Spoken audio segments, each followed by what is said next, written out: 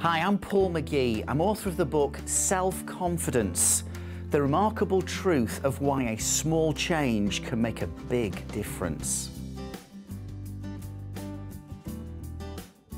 You'll get by with a little help from your friends.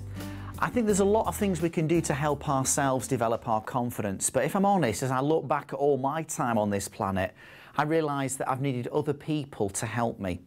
I'd like to explore with you briefly 4 roles that people can play in your life that could help you grow and develop your confidence. One of the people who could certainly help you would be a cheerleader. You know, they're the kind of people that just seem to be always for you. I've got a friend of mine, Mark, he's a bit like that with me. He's a real cheerleader. If we're in a social situation and I'm meeting someone for the first time, Mark kind of really bigs me up when he's introducing me to someone. He'll kind of go, you know what, this guy's one of the top motivational speakers in the UK. Obviously, I try and look a little bit modest about it, but at the end of the day, he helps boost my confidence because he really believes in me. But what I've also realised is, if you have too many cheerleaders around you, sometimes I think they can give you a false perception of who you really are. Because I think to also grow in confidence, you need people who can be your challengers. I've got a friend of mine, Paul. He can be my challenger. Now, he's for me still. He wants me to do well, but he's also the kind of person who'll challenge me about why I'm doing things. He'll challenge my motives. He'll challenge what I've done and say, could that have been better?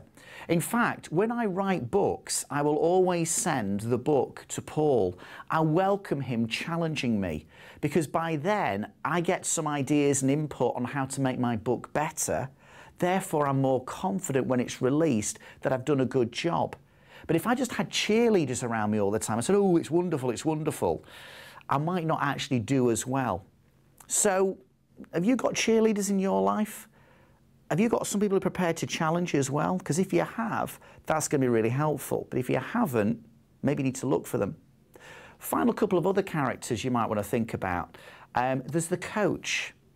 That's the person who isn't so much a cheerleader or the challenger, but he's the kind of person, or she's the kind of person, who doesn't just help you to think about what your mountain is. They'll actually help you with the tools to climb your mountain. They can be really, really helpful. Although, to be honest, they're not usually the kind of person you find in terms of your own social circle. Very often you've got to maybe pay for the services of a coach. So you've got your cheerleader, you've got your challenger, you've got your coach.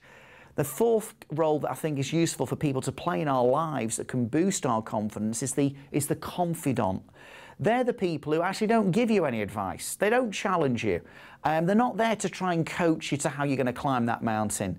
But they're the kind of people who listen to you. They don't judge you. They let you share your dream. And by doing so, and by not being judgmental, they give you that opportunity to talk through what it is you want to do. And in doing so, you get greater clarity about how you can do things. So, are you a cheerleader to anybody? Are you a challenger to anybody? Could you be a coach to someone? And are you a confidant to anybody? And which of those 4 roles could be really useful for you personally to have in your life that could help you boost your confidence?